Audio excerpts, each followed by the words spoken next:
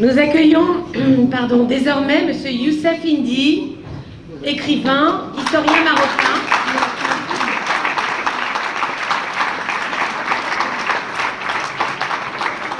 Le terrorisme, instrument du choc des civilisations au service du sionisme. Tout un programme.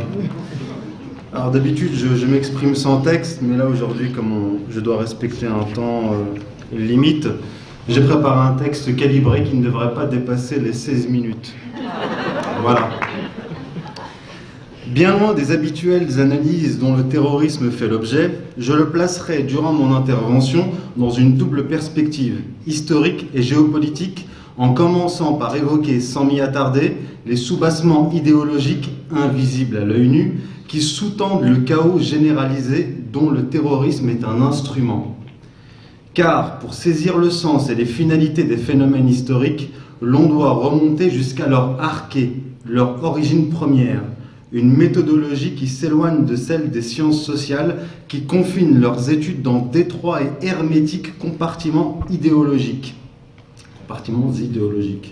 Je vais vous exposer à grands traits la cohérence et l'évolution de l'application de la stratégie du choc des civilisations et de son lien direct avec le terrorisme. Un déroulé historique et synthétique qui me permettra, dans la dernière partie de mon intervention, de proposer une analyse géopolitique globale. D'aucuns connaissent au moins superficiellement, je vais dire la superficielle pseudo-théorie du choc des civilisations de Samuel Huntington, promue à coup de grands renforts médiatiques découpant le monde par aires civilisationnelles et religieuses. Une diversité des cultures présentée comme une source de divergence et qui constituerait le tréfonds des conflits géopolitiques, sous-tendant donc que seule une uniformisation culturelle et politique de toute l'humanité abolirait les conflits. Une vision de fin de l'histoire à la Francis Fukuyama que la réalité ne cesse de démentir. Ce que l'on sait moins, ce dont a parlé Pierre Hillard, c'est que cette dite théorie fut empruntée à celui dont Huntington fut l'assistant, Bernard Lewis, qui, en 1957, développa son concept de choc des civilisations, selon lequel le monde chrétien et musulman serait ontologiquement voué à s'affronter, et ce, jusqu'à la fin de l'histoire, entre guillemets, ou plutôt, jusqu'à ce que ces deux civilisations se détruisent mutuellement dans une guerre eschatologique au profit d'un tiers.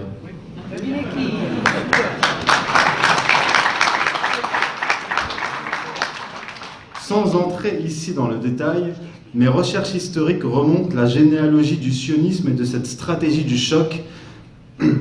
Sans entrer ici dans le détail, mes recherches historiques remontant la généalogie du sionisme et de cette stratégie du choc mettent en évidence que ce que Lewis a érigé en théorie de l'affrontement des deux plus importantes religions de l'humanité est en réalité une stratégie messianique élaborée au Moyen-Âge, dans le cadre du projet de rétablissement du royaume d'Israël, projet qui donnera naissance au sionisme politique sous une forme athéiste à la fin du XIXe siècle.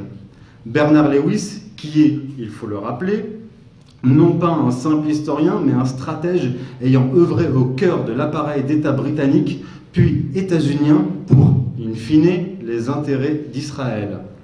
Il est d'ailleurs un des apatrides influents, membres et ou alliés du puissant lobby pro-israélien aux États-Unis qui ont poussé l'administration Bush à détruire l'Irak au profit de l'expansionnisme de l'État hébreu. Le rôle historique de Lewis aura été de donner un habillage scientifique, un déguisement théorique à cette stratégie messianique. Celui d'Huntington de la vulgariser pour les masses, pour les goïms, afin d'apporter une justification à ce chaos mondial qui ne va pas de soi, mais qui est poussé par de puissantes forces motrices. Maintenant, les terrorismes. Le terrorisme n'a pas toujours eu ce caractère international, ni cette teinte que certains idéologues proches des milieux sionistes et néoconservateurs qualifient de fascisme vert, ou encore le néologisme de Bernard-Henri Lévy, nazi-islamisme. Le terrorisme n'a pas non plus toujours bénéficié d'une promotion médiatique hollywoodienne à l'échelle internationale. Ce que l'on nomme parfois abusivement terrorisme peut recouvrir un grand nombre de définitions et de manifestations. Je fais personnellement le parallèle, vous verrez la différence avec le parallèle que fait Jean-Michel Vernochet, parce que Jean-Michel Vernochet fait le parallèle sur le plan idéologique dans le fond, alors que moi je fais un parallèle sur l'utilisation du terrorisme en tant qu'outil de domination idéologique. Je fais personnellement le parallèle entre les méthodes de terreur politique dont le modèle originel est le livre de Josué, de l'expansion cromwellienne du XVIIe siècle, de celle du wahhabisme dans la péninsule arabique par l'épée de la tribu des Saouds au XVIIIe, ainsi que de la révolution de 1789 ayant précédé les révolutions socialo-anarchiques des XIXe et XXe siècles. Ces révolutions accompagnées de conquêtes territoriales ont toutes comme point commun l'extermination systématique des masses comme moyen de domination idéologique sur les ruines des structures traditionnelles. L'idéologie socialiste de ces catastrophes historiques a aussi donné naissance à la Haganah, créée dès le début des années 1920, et de l'Irgun qui en est issue, organisation terroriste du foyer national juif, le Yishuv, qui ont généré Tsahal et qui avaient pour rôle de soutenir et d'étendre les colonies en Palestine. Je m'arrête ici pour distinguer, avant de poursuivre, deux types de terrorisme dont l'analyse vous permettra de voir sous un autre angle la géopolitique mondiale. Le terrorisme wahhabite sous pilotage américain, de corrosion, de fragmentation des nations et de conquête territoriale, et le terrorisme sioniste, par lequel je vais commencer, qui est un terrorisme de division et de provocation dont je retracerai brièvement l'histoire en la ponctuant par quelques événements clés.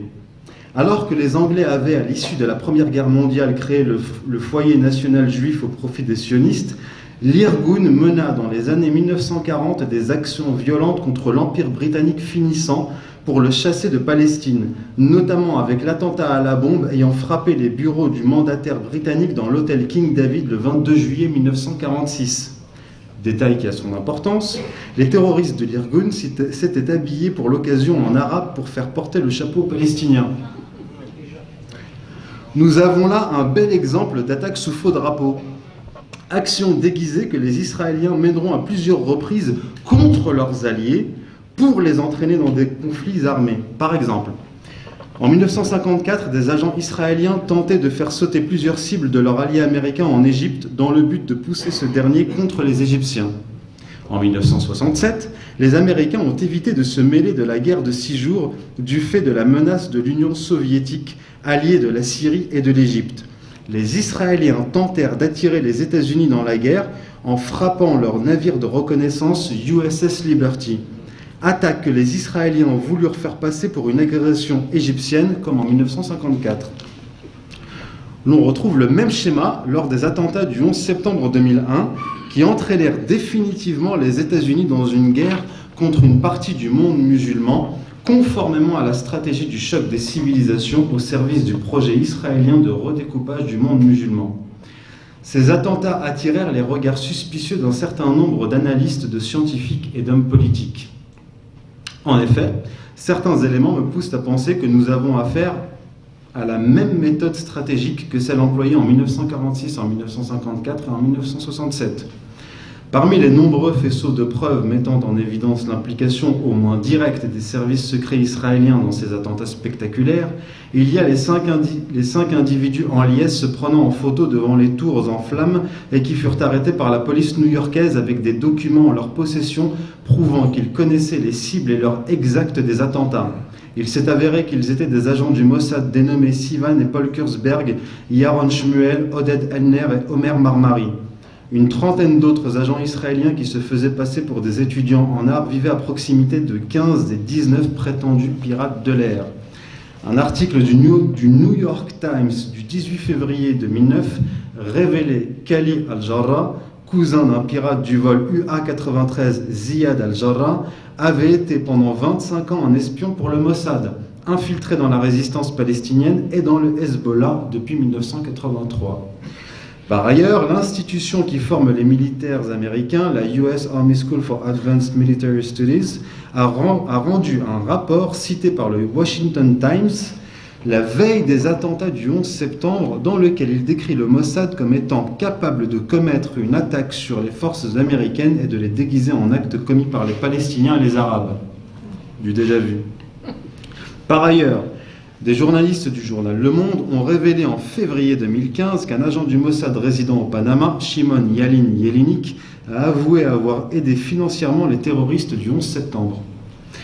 L'actuel Premier ministre israélien Benjamin Netanyahou a admis en se réjouissant que c'est à Israël que profite le crime. Le journal israélien Ma'ariv a rapporté le 17 avril 2008 les propos de Netanyahou qui a déclaré que les attentats du 11 septembre avaient été bénéfiques à Israël.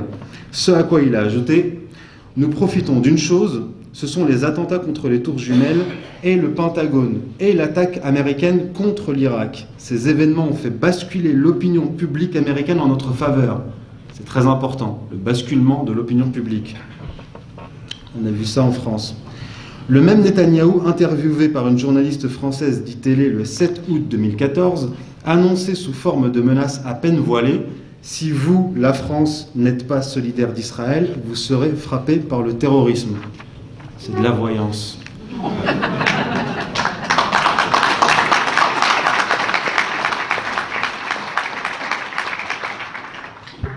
Nous n'avons pas en main les preuves tangibles de l'implication des services israéliens dans les attentats ayant frappé la France en 2012 et en 2015. Néanmoins, le journaliste du Figaro, Georges Malbruno, assez proche des services de renseignement, déclarait 17 jours après les attentats du 13 novembre 2015 « La DGSI s'est opposée à l'aide proposée par Israël au lendemain des attentats à Paris, confie un militaire. » Et il ajoute « Le Mossad a bénéficié de la lune de miel entre Nicolas Sarkozy et Israël à partir de 2007 pour renforcer son implantation en France. » Et il termine en rapportant les dires de la DGSI elle-même, qui semble agacée, qui révèle en ces termes « Le Mossad a déjà une activité importante sur le sol français et il ne faut pas la renforcer. » Ceci confirme le témoignage de l'ancien ministre des Affaires français Roland Dumas, qui écrit en 2011 dans son livre « Coups et blessures », je cite, « Les Israéliens en font à leur guise en France et manipulent les services de renseignement français, la DST,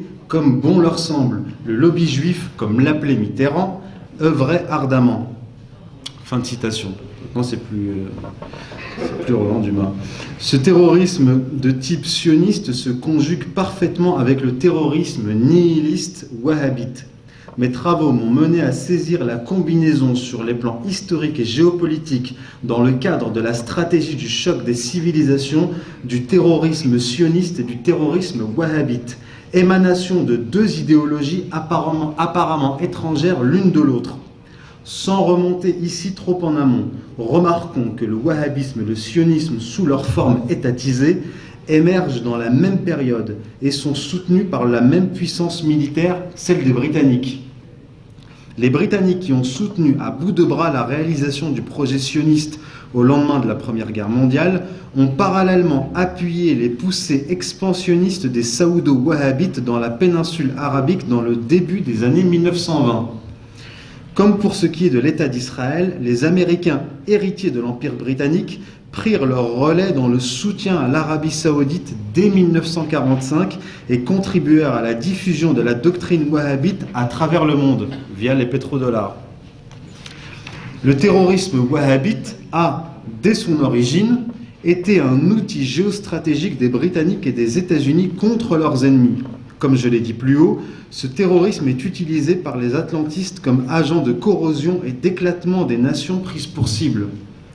D'ailleurs, Zbigniew Brzezinski, alors conseiller à la sécurité nationale des États-Unis sous la présidence de Jimmy Carter, a été le maître d'œuvre d'une manœuvre de coordination de la CIA avec les services pakistanais et saoudiens dans le but de financer et d'armer les futurs terroristes, dont Ben Laden, ceci dès la fin des années 1970 afin d'attirer l'Union soviétique dans le cimetière afghan.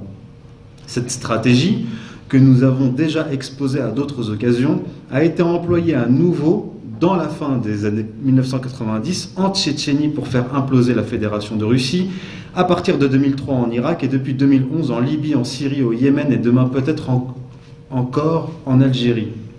Cette réalité le New York Times a fini par l'admettre en titrant, le 23 janvier 2016, « Les États-Unis s'appuient solidement sur l'argent saoudien pour soutenir les rebelles syriens ». Conclusion géopolitique. Prenons maintenant un peu de hauteur géostratégique.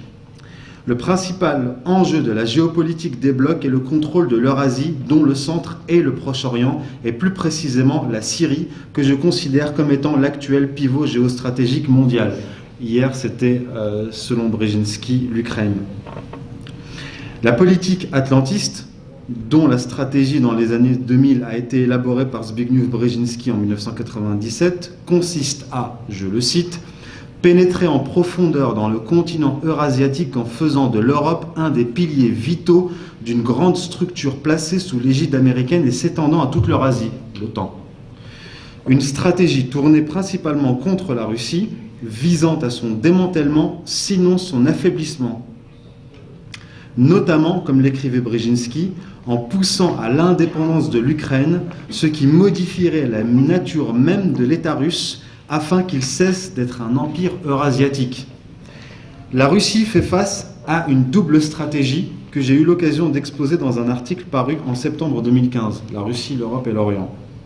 Celle de Brzezinski, représentant les intérêts de l'impérialisme américain, et celle bien plus discrète du sionisme représenté, entre autres, par Henry Kissinger, qui consiste à découpler la Russie par une stratégie de contournement de ses alliés au Proche-Orient, en particulier l'Iran et la Syrie.